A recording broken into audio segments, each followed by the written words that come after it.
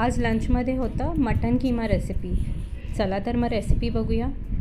त्यासाठी मटन कीमा मी हळद आणि मीठ लावून चांगला उकळवून घेतला, 5 शिट्या करून घेतल्या।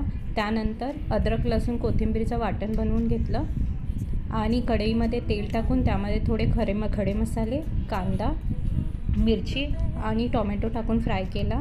त्यामध्ये आपले मसाले टाकून घेतले, कांदा लसूण मसाला, काळा मसाला, हळद टाकून घेतली।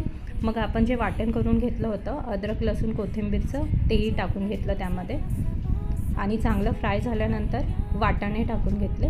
वाटाणे खिम्यामध्ये टाकले तर खिमा फार छान लागतो। एकदा तुम्ही ही रेसिपी करून बघा, तुम्हाला फार आवडेल।